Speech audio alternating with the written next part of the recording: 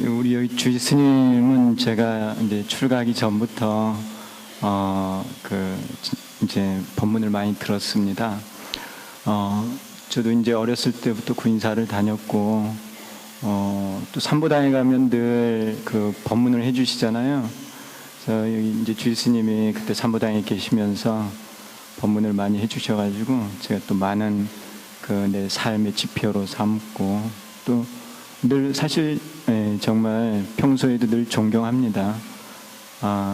주지 스님은 정말 일도 잘하시고 또 열심히 하시고 후배들도 잘 대해주시고 그래서 또 주지 스님께서 저를 이렇게 불러주셔서 주지 스님께 너무 감사드립니다. 그리고 여러분들 오늘 또 많이 나오셔가지고 또 여러분들께도 감사드립니다. 지난번 한번 뵀는데 우리 회장님도 그렇고 또 궁금해 하시는 분들도 많고 그래서 오늘 주시님하고도 잠깐 말씀을 나눴는데 여러분들이 공부하시다가요, 법화경 공부하시다가 좀 이해가 잘 안 되고 어려운 부분이 있으면은 좀 메모도 해 놓으시고 그래서 제가 이렇게 오면은 1시간 전에는 미리 오거든요. 오면은 회장님 통해서 또 궁금한 거 있으면은 또 질문해 주시고 또 만약 주스님께서 이제 배려를 하셔서 어느 하루 이렇게 질문 받는 시간을 갖는다면 그럴 기회를 또 있다고 하면은 메모를 해 놓으셨다가 질문을 하세요. 왜냐하면 공부를 하다 보면은 궁금한 게 있으면은 그 궁금한 것을 이렇게 질문을 통해서 답을 얻어서 해결하면은 그것은 정말 내 것이 돼요. 그리고 이 경전이라는 것은 모든 경전은 전부 다 부처님과 제자의 대화로 되어 있어요. 질문과 답변으로 되어 있습니다. 경전이라는 건 다 문답이에요, 문답. 법화경도 예외가 아니에요. 근데 법화경이 또 좀 다른 부분이 있죠. 미리 한 말씀 드리면은 법화경 이전에는 다 제자들이 일어나서 부처님께 여쭈어요. 그런데 유독 법화경만은 제자들이 묻지 않았는데도 부처님이 설하시는 게 법화경이에요. 그래서 이 방편품을 보면 부처님께서 무량의처 삼매에 계시다가 일어나셔서 갑자기 부처님의 지혜는 심심무량하다, 난해하다, 이런 말씀을 갑자기 하시는 거예요. 그래서 이제 사리불이 자꾸 궁금해하고, 그래서 이제 사리불이 3번 청하니까 그 대답을 해주는 것이 바로 이 법화경이에요. 그 전에는 뭐 금강경 같은 거 예를 들면 수보리가 일어나서 보살이 어떻게 마음을 닦아야 되는가 그렇게 물어보는데 법화경만큼은 달라요. 그런 게 또한 이 법화경이에요. 그래서 이 법화경은 부처님의 마음, 그것을 온전히 담고 있는 게 이 법화경이에요. 다른 경전은 제자들이 물어보니까 제자들 마음에 맞춰서 설해주는 게 다른 경전이야. 근데 이 법화경만큼은 부처님 마음을 그대로 표현한 거예요. 제자들 마음에 맞춘 게 아니야. 그게 바로 이 법화경이에요. 그래서 깨달으면 그 깨달은 마음을 그대로 표현하고 있는 것이 법화경이다 하는 거예요. 이 법화경을 공부하지 않고는 사실은 부처가 될 수 없어요. 또 깨닫고 나면은 설하는 경전이 바로 이 법화경입니다. 이 부분을 이해하셨어요? 이제 뭐 기회가 된다 하면은 여러분들하고 이 법화경을 같이 공부를 할 텐데요. 중생의 근기에 맞추지 않은 거니까 어려워요. 이 법화경에 있는 이야기들은, 말씀들은 인간 세상의 얘기가 아니에요. 부처님 세상의 얘기예요. 그러니까 인간들이 사실은 받아들이기 어렵고 그래서 믿음으로 들어갈 수밖에 없고 그런 거예요.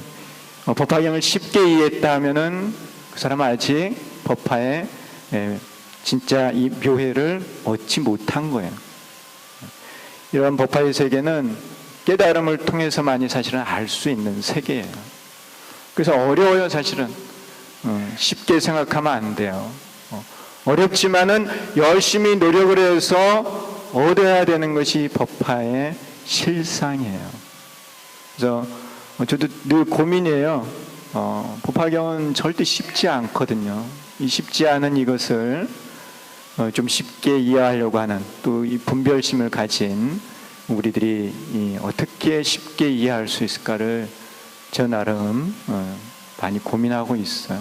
이 책도 제가 쓴 책 가운데 좀 어렵게 쓴 거예요.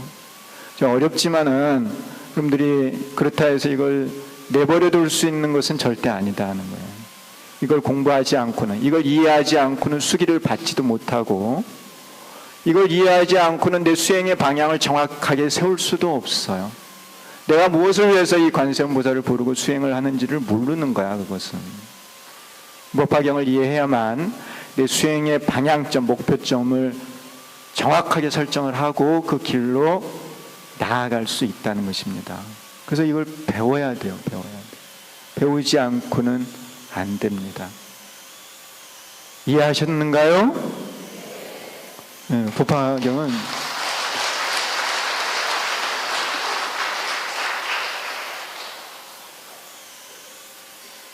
법화경은 반드시 공부를 해야 된다 하는 것을 여러분들 꼭 명심을 하시고, 대주사님 이 법어의 말씀도 그대로 법화경의 그 말씀이에요. 그것을 정말 압축적으로 요약을 해놓은 것이 대주사님의 법어인 것입니다. 이 법화를 공부를 하지 않으면 안 된다는 또 하나의 표현인 것이에요, 사실은. 그래서 오늘 이 교재 다 받으셨죠?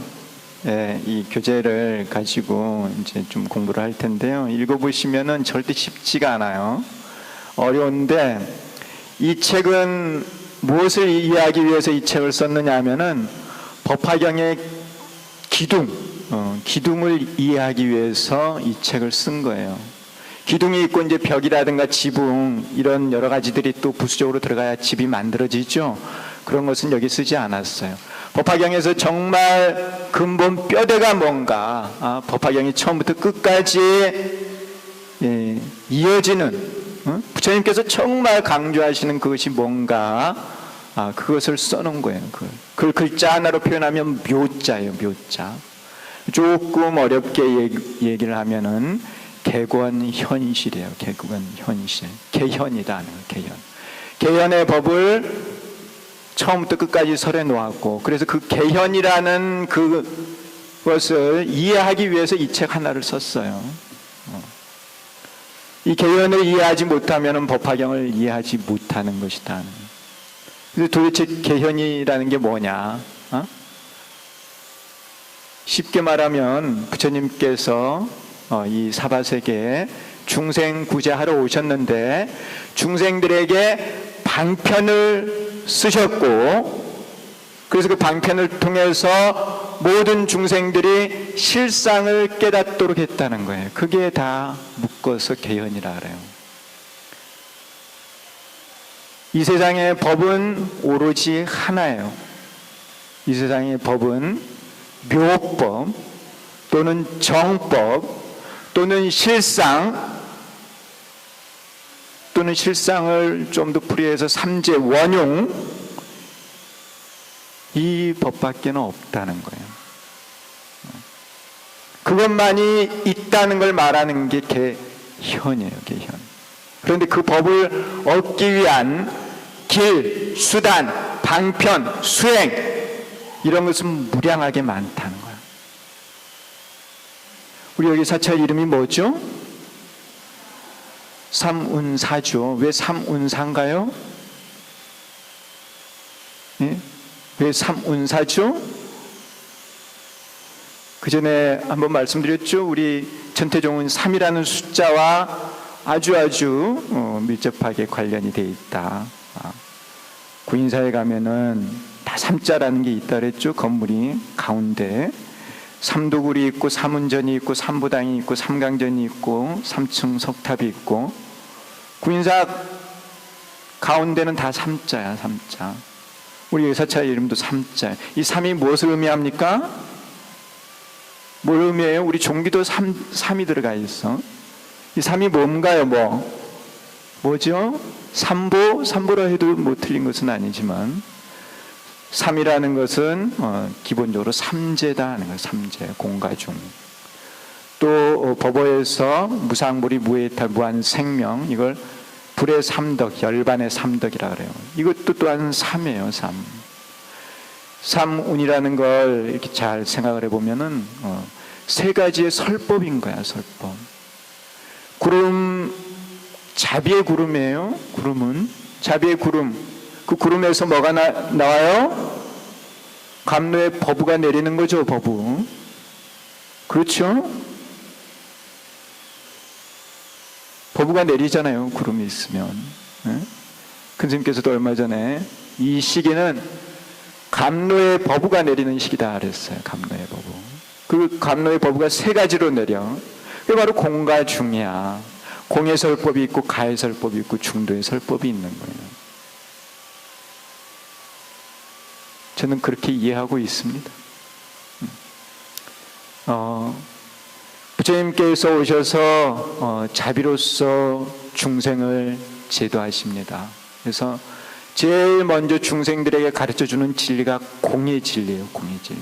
그리고 조금 근기가 성숙하면은 가의 진리를 가르쳐줘요. 그래서 가를 이해한 중생에게 중도의 설법을 해준다는 거야. 그래서 모든 중생이 다 중도로 가게끔 많은 방편을 쓰시는 거야. 수많은 방편, 엄청난 방편이 있어요. 중생 각각 근기가 다르니까, 마음이 다 다르니까. 그런데 그러한 모든 방편이 다 하나를 위한 것이라는 거야. 묘법이고 실상이고 삼재원흉이다는. 그것을 말하는 게 바로 법화의 개현이다 하는 거예요. 법화경은 그것을 말하는 거예요. 그래서 오로지 실상법 하나야. 우리가 수행을 해서 깨달아야 되는 것은 실상법 하나다는 거예요. 여러분들 와서 법화경 독송도 하시고 관세음 보살도 부르시고 또 사찰에 나온 봉사도 많이 하시죠. 그러한 모든 것들이 다 하나를 목표로 하고 있다는 거예요. 실상을 깨닫는 것, 부처가 되는 것. 그 부처로 가는 길은 무량하게 많아요. 그게 무량하게 열려있다 그래서 개야 개, 10개자야 10개자. 그렇지만 그것이 목표라는 건 오로지 하나의 진실, 실상을 드러낸다는 거예요. 그래서 드러낼 현자야 현. 그 많은 방편이 오로지 하나의 진실, 삼재원흉의 진실, 실상을 드러낸다 하는 거예요. 그러한 설법이 처음부터 끝까지 이어지고 있다는 거, 법화경에서. 그래서 이 법화의 개현, 법화경에서 말하고자 하는 것이 그것 하나다 하는 겁니다. 그래서 이것을 개권현실, 개현 또는 일불승사상 이렇게 얘기하는 겁니다. 그리고 또한 제법 실상이라고도 얘기를 해요. 그럼 다 같이 한번 따라해 보세요. 개권현실, 제법 실상. 예, 이것이 바로 이 법화경의 가장 핵심적인 내용입니다. 그래서 좀 더 이제 확대를 해서 말씀을 드린다면은 부처님께서 오랜 세월 설법을 하셨어요. 오랜 세월 중생들을 위해서. 아까도 잠깐 말씀드렸듯이 중생들이 질문을 하면은 거기에 대해서 답변을 했어요. 중생들 마음에 맞춰서. 제자가 A라는 걸 물어봤는데 부처님께서 B라고 대답하시질 않아. A라고 물어보면 그 중생 마음에 맞춰서 A에 대한 답을 줘요. 왜? A를 물어봤는데 B를 대답하면 알아듣지 못하니까. 늘 방편의 설법을 했어요. 늘. 그런데 이제 부처님께서 또 나이가 들어서 열반에 드실 때가 됐어요. 열반에 드실 때가 되니까 이제 가야 될 때가 되니까 중생들에게 내가 이 사바세계에 몸을 놔두신 이유, 몸을 낸 이유, 내가 왜 이곳에 와서 수행을 하고 너희들에게 이렇게 설법을 하는 이유를 마지막으로 말씀을 하고 가야 돼. 그래서 질문을 하지 않아도 부처님께서 당신이 말하고자 하는 것을 말하게 되는 게 이 법화경이에요. 그래서 여기에는 실상법을 말합니다. 그래서 여기 오기 전에는 방편을 쓰는 거야. 방편을 쓰고 법화경에 와서는 실상을 말하면서 이제 너희들이 이 실상법을 깨달아라. 오로지 세상에는 이 실상법 하나밖에 없다 하고 열반에 드시죠. 그래서 이 부처님의 이 설법은 세 단계로 나눠지는 거야. 세 단계. 방편을 쓰는 때, 그리고 방편과 실상을 함께 말하는 때, 그래서 중생들이 실상으로 들어가는 때, 이렇게 세 가지로 말할 수 있어요. 다시 한번 말씀드리면, 처음에는 부처님께서 실상을 그대로 말하지 않아요. 처음에는 방편을 써. 여러분들도 절에 올 때 부처님 법 배우러 오는 게 아니라 살다 보니까 어려우니까 절에 오죠. 응? 초창기 구인사에 오신 대부분의 신도님들 몸이 아파서, 사업이 안 돼서, 인생 실패를 해서 어떻게 할 도리가 없어서 그래서 살고자 구인사에 오는 거예요. 오면은 부처님께서 다 가르쳐주죠. 살아가는 법을. 다 방편이야. 방편. 언제 절에 자꾸 익숙해지면은 부처님께서 자꾸 이제 진리의 말씀을 해주신다는 거예요. 방편으로 인도를 하는 거야. 방편으로. 그래서 방편을 쓰는 시기가 있어. 방편을 쓰는 시기가. 그런데 이제 중생들이 근기가 올라가서 진짜 실상을 공부해야 될 때가 되면은 부처님께서 방편과 진실을 구분해 주는, 이런 건 다 방편이었고 이게 정말 진실이다. 그게 두 번째 시기예요. 두 번째 시기. 그러면 중생들은 방편과 진실을 알게 되면은 방편을 쓰지 않아. 진실만을 찾게 돼 있어. 그래서 오로지 진실만을 찾는 시기가 세 번째 시기야. 이 세 가지 시기가 있어요. 세 가지 시기가. 이해하셨어요? 이 세 가지 시기를 연꽃으로 비유를 한 거예요. 연꽃으로. 여러분들 연꽃 보시죠? 연꽃. 네, 연꽃을 보면은 연꽃은 종류가 많아. 그런데 이 법화경에서 말하는 연꽃은 꽃 안에 연실이 있는 연꽃이에요.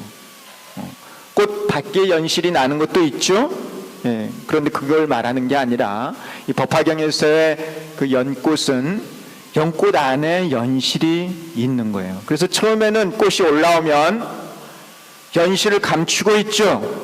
꽃만 나와요. 꽃만. 연실이 보이지 않아. 이 시기가 방편을 쓰는 시기예요. 방편을 쓰는 시기. 법화경을 설하기 이전의 시기야.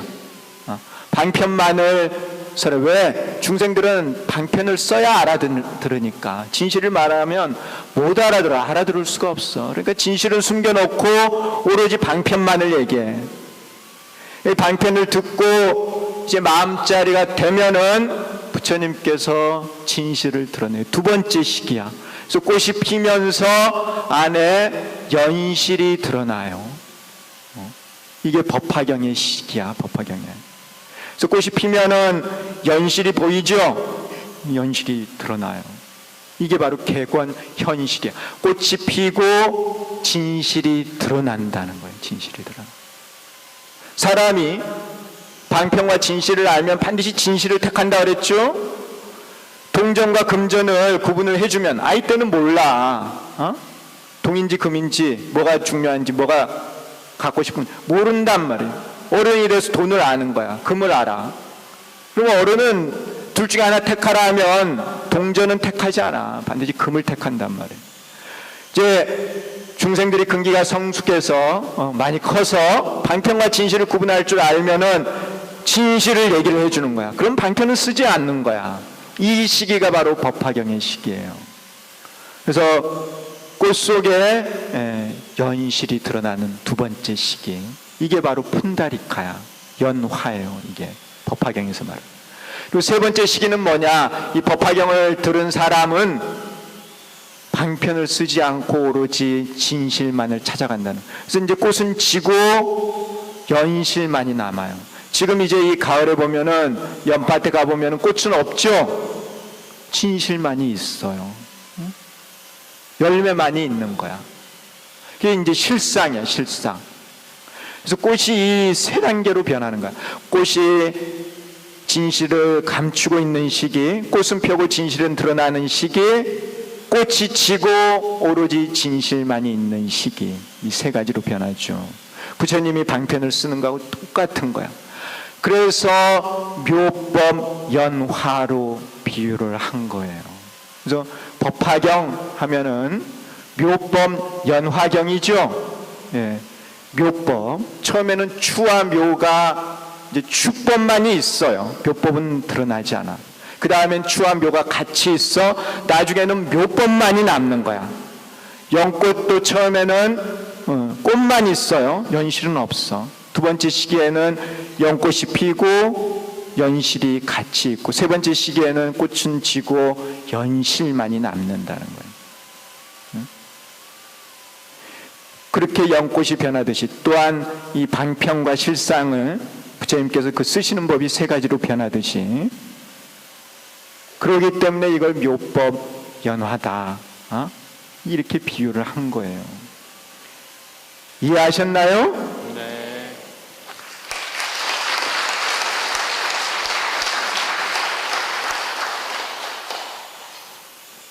이 참 어려운 얘기야. 이것을 이해를 하면은 법화경의 큰 기둥을 사실은 이해를 한 거예요. 그래서 처음부터 끝까지 부처님께서 이 개연을 이해를 시키기 위해서 비유도 하고 인연도 말하고 하는 거예요. 그래서 인연인데, 인연이라는 게 참 중요한데, 제가 이 자리에 와서 여러분들과 이렇게 법문을 하게 된 이유, 인연이다 하는 거예요. 주지스님과의 인연, 또 여러분과의 인연이다 하는 거예요. 법화경에서는 그러한 인연의 설법이 설해지고 있어요. 어떻게 설해지고 있냐면은, 서가모니 부처님은 아주 오래전에 과거에 성불을 하셨다는 거예요. 헤아릴 수도 없이 오래전에. 정말 그건 헤아릴 수가 없어요. 오래전에 성불을 하셨어요. 성불을 하시고 그때부터 법화경에 설법을 했어요. 설법을. 그래서 그러한 설법을 하는데 깨달은 중생이 있고 법화를 비방한 중생이 있어. 믿지 않는 중생이 있어. 믿지 않는 중생은 또 지옥을 가. 지옥을 갔다 다시 인간몸 받으면 부처님께서 또 인간으로 오셔서 또 설법을 해주고, 또 설법을 해주고, 그렇게 과거에도 계속 만나서 법을 설해준다는 거예요. 인연으로 만나는 거예요. 그 인연을 맺게 해준 게 바로 이 묘법이라는 거예요. 묘법. 묘법을 이해시키기 위해서 부처님께서는 다시 몸 받고 그림자를 드리워서 중생을 만나서 가르침을 선한다 하는 거예요. 그래서 이 법화에서의 인연설이라는 건 뭐냐면은, 과거에도 부처님과 중생은 법화를 통해서 만났고, 현재도 법화를 통해서 만나고, 미래도 법화를 통해서 만날 것이다. 과거에도 인연으로 만났고, 현재도 인연으로 만났고, 미래에도 인연으로 만났다. 그 인연을 만들어주는 건 다 묘법이다 하는 거예요. 모든 부처님께서 오셔서 중생들에게 설하는 법은 묘법밖에 없다 하는 거예요. 이해하셨어요? 인연이에요, 인연. 중생은 묘법을 공부하지 않고는 부처가 될 수 없어요. 부처님도, 깨달으신 부처님께서도 늘 설해주는 법은 묘법밖에 없다. 중생과 부처가 만나는 이유, 오로지 이 묘법을 전하기 위해서다 하는 거예요. 우리가 관세음보살을 부르는 이유, 묘법을 듣기 위해서다 하는 거예요. 그게 바로 인연이에요, 인연. 관세음보살님과의 인연. 모든 이 법화에서의 인연은 바로 이 묘법을 주고받기 위해서 인연이 맺어진다 하는 거예요. 결국 우리가 전생에 만났던 것, 이 법화를 통해서 만났을 것이고, 우리가 지금 만나는 것도 이 법화경을 통해서 만나는 것이고, 우리가 또 미래에 또 모여서 만나서 수행을 한다면 바로 이 법화를 닦기 위해서 만난다는 거예요. 과거, 현재, 미래로 늘 이어지는 것이 바로 이 묘법이고, 이걸 바로 정법이라 하는 거예요. 정법. 그래서 세상의 법은 이 법 하나밖에 없다는 거예요. 그게 바로 법화에서 선언하는 거예요. 그게 바로 현실이야. 진실을 드러내는 거야. 나머지는 모두가 다 방편이다.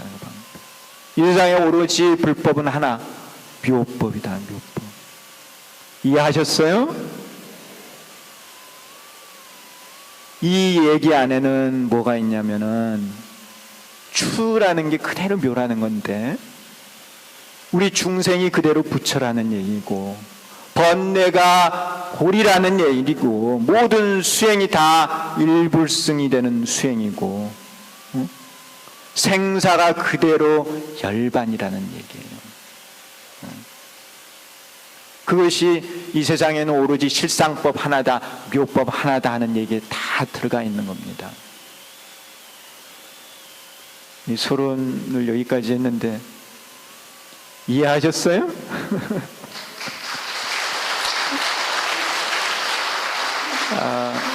여러분들 이 책 한번 펴보세요.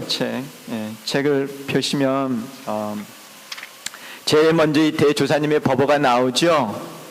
여기서 이 성원각 대조사님의 이 법어는 바로 묘법을 설하는 겁니다. 그래서 이 안에는 당연히 묘법이 있어요. 실상, 무상. 그 무상이라는 게 삼재 원흉이다 그랬죠. 묘법, 무생, 연화, 무염, 이게 전부 다 삼재 원흉이야. 무상으로 체를 삼고 무생에 안주하여 무염으로 생활하면 그것이 곧 무상, 무료, 무에 따르면 무한생명의 자체구현이다. 일심이 상 청정하면 처체 연화견이라 이렇게 했는데, 여기에도 사실은 다 인연법이 있고 수행법이 있고 다 있어요. 자, 이걸 이 대조사님의 법어도 4개로 나눌 수 있어요. 그래서 실상은 무상이고 묘법은 무생이며 연화는 무염이다 하는 게 진리의 설법이야. 이거는 바로 불성을 말하는 거예요. 불성 곧 씨앗이에요. 씨앗. 여러분 농사 짓죠? 농부가 농사를 잘 지으려면은 철을 알아야 돼. 철이 들어야 돼. 그래야 농사를 짓죠. 계절을 잘 알아야 된다는 거예요. 봄에는 씨앗을 뿌리고 여름에는 키우죠. 가을에는 뭐 합니까? 수확을 하죠. 이 앞에 봄, 여름, 가을, 겨울 이게 다 있어요. 자, 씨앗이 실상 무상이야. 묘법 무생이고 연화 무염이야. 이게 씨앗이야. 그래서 무상으로 채를 삼고 무생에 안주하여 무염으로 생활하는 게 키우는 거야. 씨앗을. 응? 무상을 늘 마음속에 두고 무생으로 생활을 하고 안주하고 무염으로 생활을 해야 돼. 여름에 키우는 거야. 그럼 가을에 어떤 수확이 이루어지느냐? 무상불이 무해탈 무한 생명의 수확이 구현이 이루어진다는 거예요. 봄, 여름, 가을이 다 있죠? 분명히 있는 거야. 씨앗을 뿌리고 키우고 거두는 법이 있어요. 겨울에는 뭘 해요? 겨울엔 뭐 하죠? 저장을 하죠.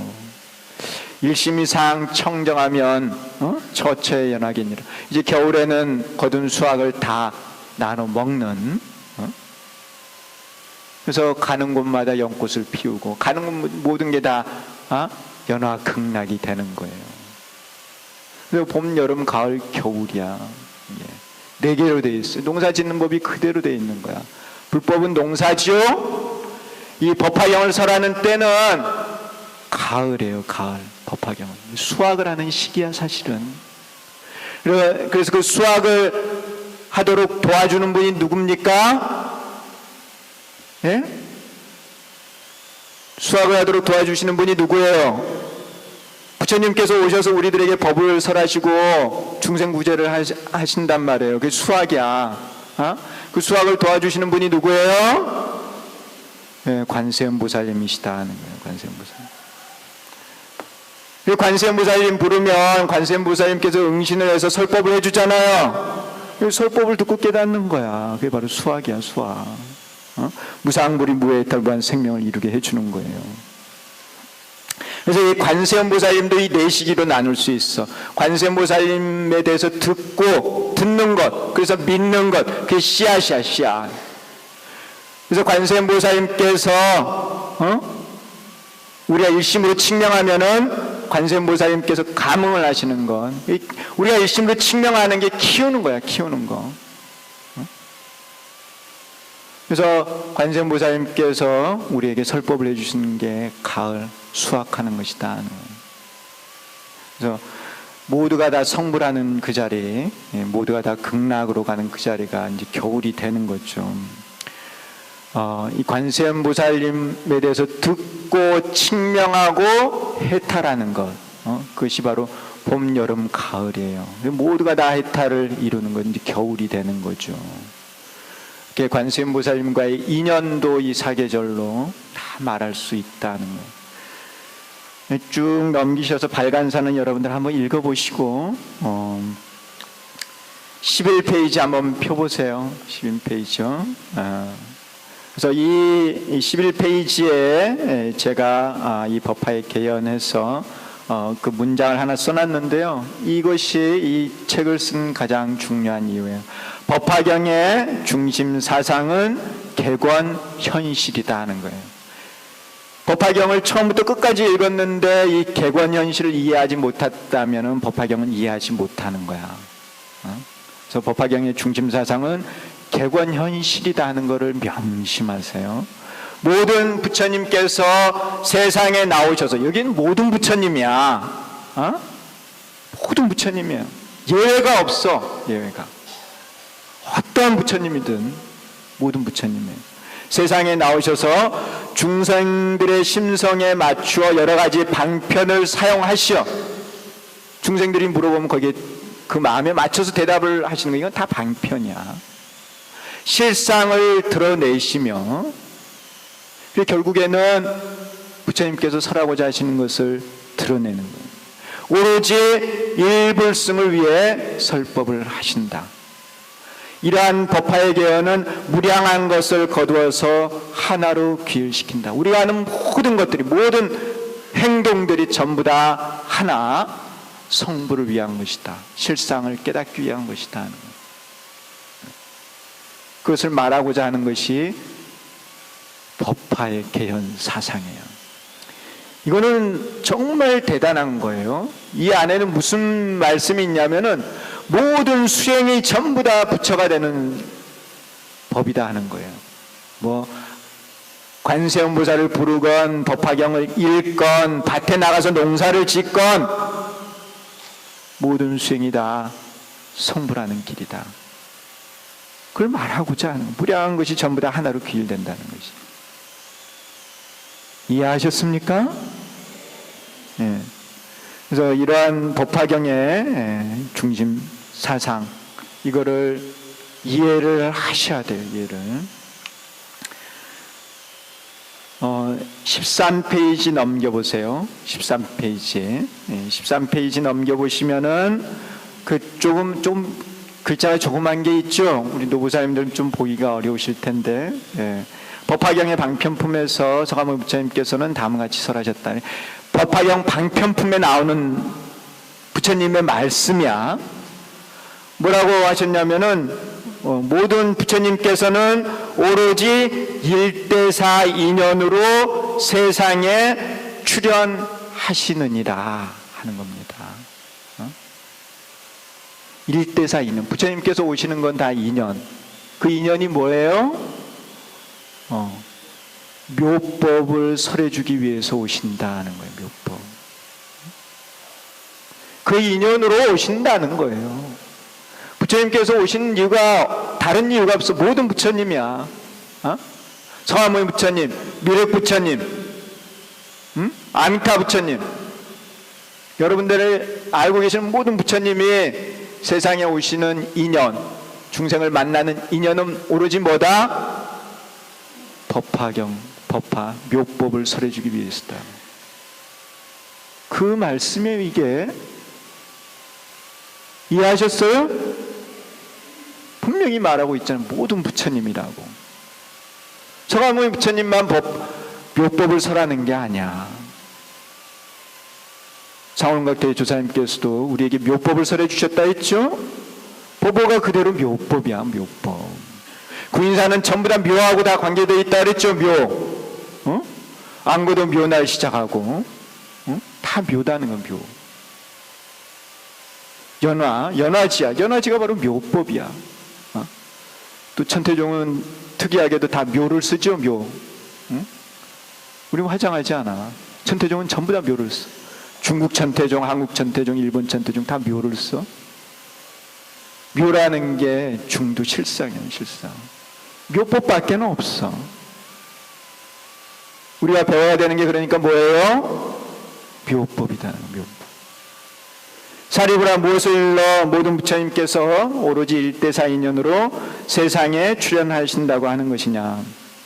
모든 부처님께서는 중생에게 불지지견을 열어 청정함을 얻게 하시고자 세상에 출현하시며, 중생에게 불지지견을 보여주게 하시고자 세상에 출현하시며, 중생에게 불지지견을 깨닫게 하시고자 세상에 출현하시며, 중생에게 불지지견에 도에 들게 하시고자 세상에 출현하시느니라. 이렇게 이제 불지지견인데요. 이게 어려운 말이죠. 부처님이 알고 보시는 거야. 부처님께서 알고 보시는 게 뭐예요? 이게 뭐예요? 묘다 하는 거예요. 묘. 실상. 응? 실상법. 오로지 이거 하나를 설해주기 위해서 부처님께서는 오시는 거야. 우리들 병 낫게 하기 위해서 그거는 방편이야. 우리들 잘 살게 하기 위해서 세속적으로 다 방편이라는 거야. 그리고 다 부수적인 거라는 거야. 그런 걸 통해서 부처님께서 진짜 하시고자 하는 건 뭐예요? 당신이 깨달으신 진리를 우리들에게 가르쳐 주고자, 깨닫는 법을 또한 가르쳐 주고자 오신다는 거예요. 이해하셨습니까? 그렇다는 얘기는 우리가 뭐를 해야 된다는 얘기예요? 우리가 뭐를 해야 된다는 얘기예요? 실상을 깨달아야 된다는 거예요. 그리고 묘법을 깨달아야 된다. 수행을 해야 된다는 거 맞죠? 수행을 하라는 거예요. 수행. 묘법을 깨닫기 위해서는 수행을 하지 않고는 깨달을 수가 없어. 반드시 수행을 해야 돼. 그 수행이 뭐죠? 그 수행이 뭐가 중요하다 그랬어요? 무슨 수행이다 그랬어요? 우리 관세음보살을 부르는데 중생이 부처가 되기 위해서는 오로지 한 길밖에 없어. 뭐라 그랬죠? 뭐예요? 중생이 부처 되는 길. 예? 중생이 부처 되는 길이 한 길밖에 없어. 이게 뭐예요? 무슨 길이에요? 무슨 길이야? 예, 법화경을 여러분들이 많이 읽었어도 그런 걸 캐치해내지 못하잖아요. 법화경은 원래 뭐예요? 교보살법이죠. 보살을 가르치는 법이야. 중생이 부처되는 데는 보살도가 반드시 필요해요. 보살의 길을 가야 부처가 될 수 있어요. 다른 길이 없어. 이해하셨어요? 보살의 길을 가야 되는 거야. 그래서 오로지 보살만을 가르치는 법이야. 어? 여러분도 보살도를 닦아야 되고 저도 보살도를 닦아야 되고 모든 중생이 보살도를 닦아야만 부처가 되는 거예요. 그 보살도를 의미하는 게 금강저라 그랬죠? 금강저. 어? 우리 종기 있잖아요. 종기의 금강저가 의미하는 게 보살도야. 보살도. 상구보리 하와 중생.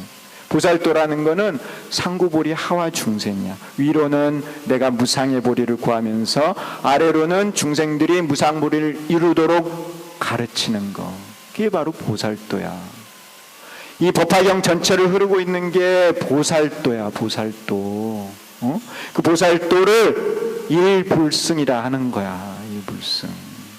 응? 이해하셨어요? 이 얘기는 무슨 얘기냐면 산에 올라가서 혼자 수행하는 것으로는 부처될 수 없다는 얘기예요. 응? 정말이에요? 왜 소승은 성불하지 못하는 거야? 어? 이 지구상에서 불교 역사가 가장 오래된 나라가 어딘 줄 알아요? 어? 어디죠? 예? 불교 역사가 가장 오랜 인도는 1500년 후에는 불교가 완전히 사라져 버리죠. 예, 없어져 버렸어요. 불교가. 지금 불교가 거의 없어. 근데 인도 밑에 스리랑카라는 나라가 있어. 이 나라가 2300년의 역사를 가지고 있어. 불교가 2300년 동안 유지됐어. 변하지 않고. 응? 대단하죠? 그런데 이 나라 사람들이 믿는 게 소승불교야. 이 사람들은 대승을 믿잖아. 법화경 이런 거 전혀 몰라. 그런데 그 2300년 동안 보살이 없어. 보살이. 응? 원효 스님처럼 신통력을 갖추고 많은 중생을 제도하는 보살이 하나도 없어. 그런 법을 이해하지를 못해. 그 사람들은 그냥 인간이 번뇌가 없으면 부처라고 생각하는 거야. 법화경에서는 부처님은 인간하고는 완전히 달라요. 완전히 우리가 이해할 수 없는 부처님이야. 그런데 그 법을 배워서 우리가 그걸 이루어야 된다. 그 법이 바로 보살도야. 나도 깨달으면서 남도 깨닫게 하는 거야. 보살도의 실천이 있어야 그와 같은 부처님과 같은 깨달음을 얻을 수 있다는. 그게 바로 보살도야. 보살도. 우리 종단은 다 보살도를 실천하도록 돼 있어요. 돼 있어. 여기 조계종 암자들이 있죠. 네? 조계종의 스님들은 다 암자에서 생활하고 수행해요. 내가 이런 비유를 좀 저기 해서 그러는데, 그 암자의 1년에 신도들 몇 명이나 가겠어요? 구인사는 1년에 얼마나 많은 사람들이 와요? 많이 오죠. 구인사에서 생활하면 그 삶 자체가 보살도의 실천이야. 나도 깨닫고 많은 구인사에 오는 사람들을 깨닫게 해주는 거야. 보살도의 실천이 자연적으로 이루어지게 돼 있어. 여기 사문사 간부님들 되면은 어때요? 뭐 여러분들도 마찬가지고. 나오면 내일만 하는 게 아니야. 나도 수행하면서 많은 사람들이 와서 신행생활을 하도록 돼 있단 말이야. 그게 바로 보살도의 실천이야. 그런 보살도를 닦지 않고는 부처가 되지 못한다는 거야. 나 혼자만 잘 깨닫겠다? 부처님은 그런 제자는 가르치지도 않는다는 거야. 이해하셨어요? 정말 중요한 거야. 우리 종단의 사실은 핵심이라고. 우리는 보살도를 실천해야 되는 거야. 보살도를. 불법을 이루기 위해서.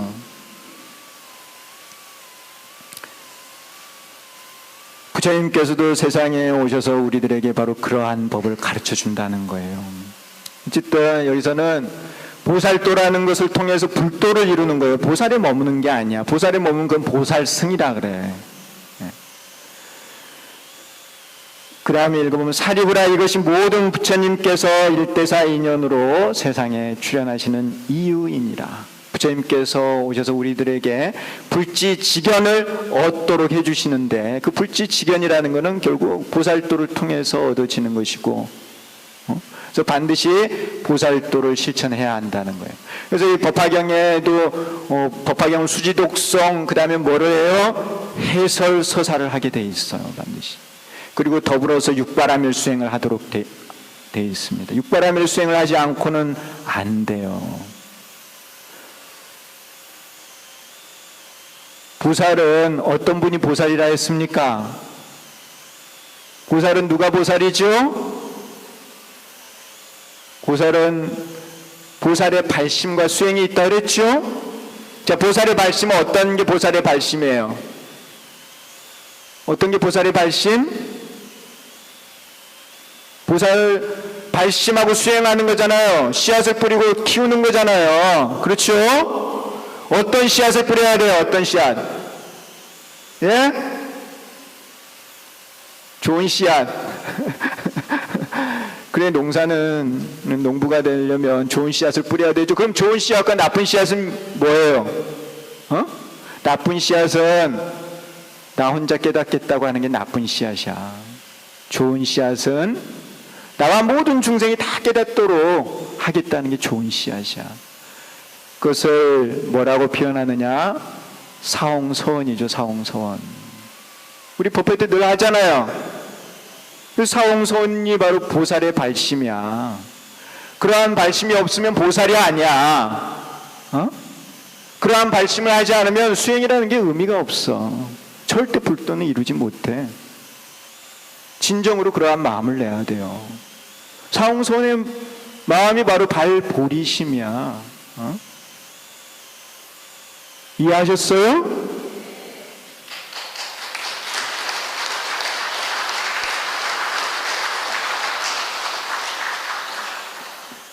그러한 사홍선의 발심을 해서 어떤 수행을 하느냐? 육바라밀의 수행을 한다는 거예요. 그래서 보살의 발심은 사홍서원이고 보살의 수행은 육바라밀의 수행이에요. 그것을 해야만 된다는 거예요. 보살의 발심 수행을 통해서만이 부처가 될 수 있다는 거예요.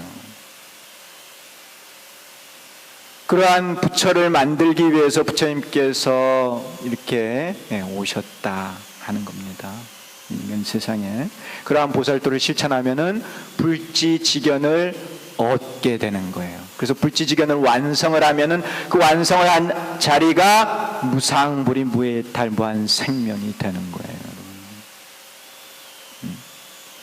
불지지견은 그런 무상불이로 가기 위한 시작이에요. 시작. 그래서 이제 개시오입이라는 게, 개라는 게 시작이야. 시라는 게 보이는 거고, 오라는 게 이제 깨달아서 입이라는 게 들어가는 거거든요. 그래서 완성이 되면은 그 자리가 묘각의 자리예요. 묘로 완전히 깨달은 부처의 자리야. 조금은 이해하셨어요? 예, 그 부분이 너무나 중요하기 때문에 14페이지 두 번째 줄부터 제가 쭉 한번 읽어볼게요. 14페이지 두 번째 줄입니다. 잘 들으세요. 들으시면 돼요. 3세 제불이 세상에 출현하시는 이유는 일대사 인연으로, 그것은 불지지견 개시오입이다. 중생에게 부처님의 지견을 열어보여 깨쳐 들어오게 하는 데 있다. 성문이나 영각 또는 보살의 지견이 아니라 오로지 부처님의 지견을 열어보여 깨쳐 들어오게 하는 것이다. 부처님이라야 알고 보는 것을 중생에게 열어서 들어오게 한다 하는 겁니다. 부처님이 어떤 분이시고 부처님이 아는 게 어떤 것을 아는지를 우리가 알아야 그걸 얻을 수 있잖아요. 그래서 우리에게 그런 설법을 해주신다는 거예요. 여기서 말하는 부처님의 지견으로 알고 보는 것이 뭐예요? 제법 실상이다 하는 거예요. 제법 실상. 이 세상 모든 게 다 진실이다는 얘기예요. 중생이 그대로 부처라는 얘기예요. 그럼 부처님만이 아는 거야. 중생은 몰라. 부처님만이 아는 거야. 부처님께서 성취하신 가장 희유하고 난해한 법이 제법 실상입니다. 이것은 오로지 부처님만이 부처님과 더불어 끝까지 공부할 수 있습니다. 쉽게 말해 제법 실상은 오로지 부처님만이 끝까지 공부해야 알 수 있을 뿐이다. 모든 성문이나 영각은 그것을 알 수 없다. 보살은 그것을 부분적으로 알 수 있을지라도 끝까지 공부하지 못한다는 거예요. 그래서 보살은 조금 알아. 조금 알아. 우리가 인간으로 태어나서 이 보살의 경지까지 가면 성공한 거야. 인간으로 태어나서 절대 단숨에 부처가 될 수 없어요. 부처님이 인간으로 화연을 해서 수행을 하면 바로 부처의 자리에 오를 수 있지만은 업으로 태어난 인간은 바로 그 자리에 절대 못 가요. 인간으로 태어나서 깨달았다? 맞지 않는 말이다. 이해하세요? 업으로 태어난 인간은 기껏해야 올라갈 수 있는 게 보살밖에 안 돼요. 보살의 처음 시작 단계밖에 안 되는 거야. 깨달음은 부처다? 그건 잘못 알고 있는 거야. 그럼 보살의 몸이 돼서 자꾸 보살도를 닦아서 부처의 세계로 가는 거예요. 모든 부처님께서는 중생들이 머물고 있는 세상에 오셔서 제법 실상을 알고 보는 불지지견을 중생들에게 열어 보여 깨쳐 들어오게 하신다. 오로지 이 일 하나만을 하시며 다른 일이 없다는 거예요. 이해하셨습니까? 옥주 창생 구제 중생 구인사예요. 모든 중생을 구제하기 위해서 구인사를 창건하셨어요. 구인사는 모든 중생들에게 제법 실상을 깨닫게 하는 곳이다 하는 거예요. 제법 실상을 깨달아야 부처가 될 수 있으니까, 중생이 구제가 되는 곳이니까. 그러면 이해가 가세요? 우리가 제법 실상을 알아야 되겠죠? 그 제법 실상을 표현해 놓은 것이 바로 종기의 삼재 원흉이다 하는 거예요. 삼재 원흉. 모든 것이 다 실상이다. 원흉하기 때문에 풀도 나무도 사람도 물도 불도 모든 것이 다 삼재 원흉이다 하는 거예요. 이 세상에 삼재 원흉 아닌 게 하나도 없어. 내가 일으키는 욕심의 마음도 삼재 원흉이요. 내 눈에 보이는 물질도 다 삼재 원흉이야. 그것이 바로 제법 실상 말하는 것이다. 모든 것이 다 진실이다 하는 겁니다. 그 인용문을 한 번 더 읽어보겠습니다. 모든 부처님께서는 다만 누구를 교화를 해요? 보살만을 교화하시고, 모든 하시는 것은 항상 이 일 하나로서 오로지 불지지견을 중생에게 보여 깨닫게 하는 것입니다. 사리부라 열애는 다만 일불승으로 중생에게 설법을 하시느니라. 다른 승이 없으며 이승이나 삼승이 없느니라. 우리가 관세음보살을 부르고 절에 나와서 법화경 수지독송하고 하는 이 모든 것들이 다 부처되기 위한 것이다. 그것이 바로 보살도다 하는 겁니다. 그러한 선언을 하고 있는 것이 법화경이에요. 그래서 우리가 해야 될 것이 아주 명백해요. 우리는 보살도를 닦아서 제법 실상을 깨달아 부처가 돼야 된다. 그것을 가르쳐 주기 위해서 부처님께서 오신다. 그래서 처음부터 끝까지 법화경에서 말씀하고 있는 것이 바로 그것 하나다 하는 거예요. 관세음보살님께서도 우리에게 설법을 해주시는 거 묘법 하나, 실상법 하나를 설해 주신다. 그래서 실상법을 깨달으면 그게 무상보리예요. 무상보리를 이루면 아무런 걸림이 없어. 자제, 모든 중생을 다 제도할 수 있어. 나도 제도할 수 있고 무해해탈이야. 그래서 모두가 다 무한 생명을 이룰 수가 있죠. 이게 부처가 되는 거예요. 그게 세 가지야, 세 가지. 그래서 이 법화경 안에도 그 세 가지 무상보리, 무해해탈, 무한 생명이 다 들어가 있어요. 처음에는 부처님의 지혜를 찬탄하지만은 무량의처 삼매에서 일어나서 끝에는 뭐냐? 부처님의 수명이 무량하다는 걸로 결론을 짓고 있어요. 그게 바로 부처님의 본질이야. 법화경 이전에서는 반야를 얻는 게 중요해. 깨닫는 게. 법화경에서는 무한 생명의 그 자체, 법신 그 자체가 항상 드러나 있어요.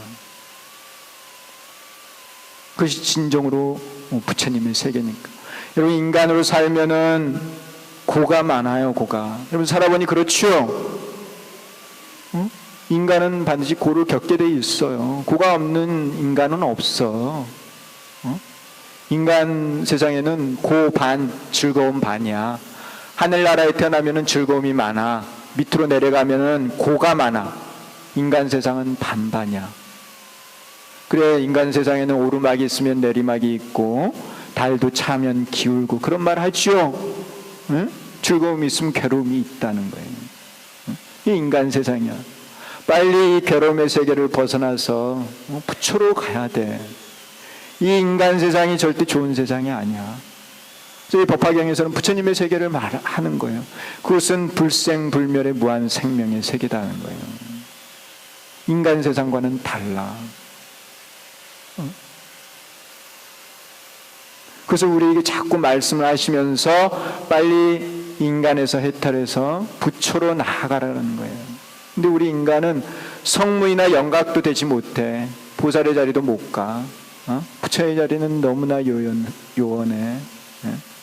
빨리 내 지금의 자리를 돌아보고 나를 바꿔서 부처가 돼야 된다는 거예요. 나를 바꿀 수 있는 것 바로 보살도의 실천이다. 사홍선에 발심을 하고 육바라밀의 수행을 해야 된다.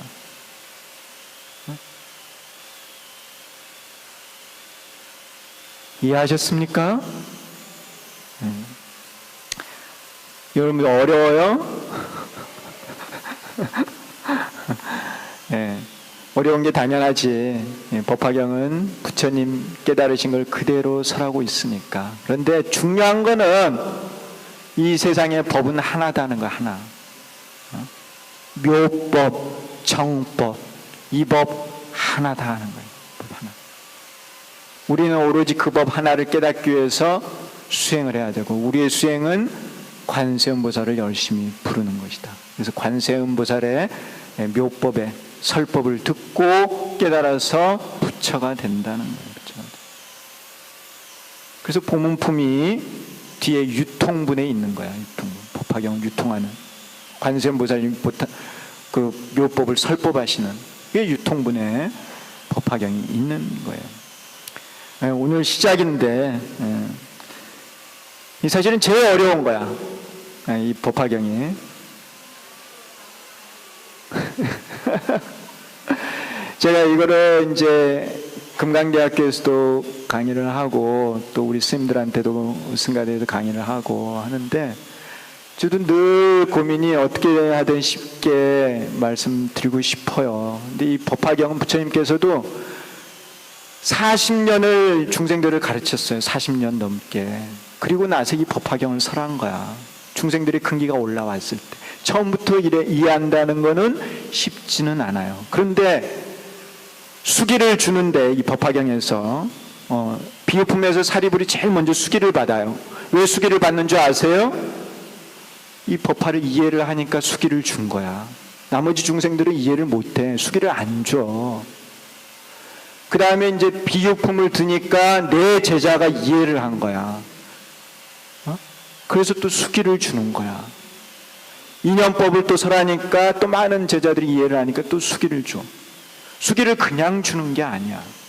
법화경을 이해를 해야 그 법을 찾아갈 수 있기 때문에, 성불할 수 있기 때문에 이해한 중생에게 너는 부처될 수 있다고 수기를 주는 거야.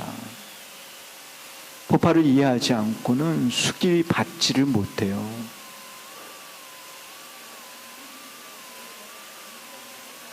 예. 예. 예. 관음정진을 통해서 관음의 설법을 듣는다고 돼 있죠. 관세음보살님께서 반드시 몸을 놔두셔서 33응신을 하는 거예요. 우리가 부르는 게 감이야. 보살님이 응을 해주죠. 그래서 감으로 도교가 이루어져요. 도교라는 건 뭐냐면은 도를 전해준다는, 도가 소통되는 거야. 그 도가 뭐냐? 일불승의 불도예요. 도를 듣는 거야. 제법실상을 듣는 거야. 그게 부처가 되는 거야. 그게 바로 보문품이죠. 그래서 법화경에서 제일 중요한 품이 방편품과 보문품이에요. 방편품에는 실상법이 설해져 있고 보문품에서는 실상법을 찾아가는 법이 설해져 있는 거야. 예. 예.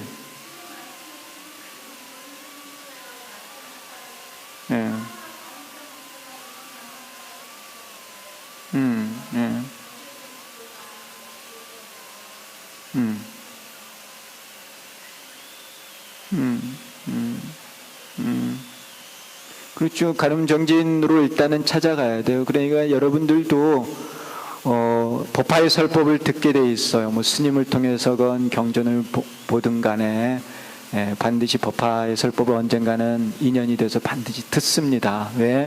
우리가 관음주송을 하기 때문에. 관세음보살님이 어떤 형태로든 여러분들한테 법화경을 듣게 해줘요. 근데 인연이 돼야 된다는 거죠, 인연이. 근데 여러분들이 관세음보살을 부르는 게 인연을 맺는 길이야. 어떤 형태로든 반드시 들어요. 이제 어떻게 보면 시기가 된 거죠. 큰 스님께서도 이 시기는 감로의 법우가 내리는 시기다 하시고 늘 법화경을 가지고 법문해 주시거든요. 여러분 아시죠? 언젠가는 인연이 돼서 여러분들도 법화의 설법을 듣습니다. 그래 앞으로 자주 올게요. 자주 불러주세요. 감사합니다.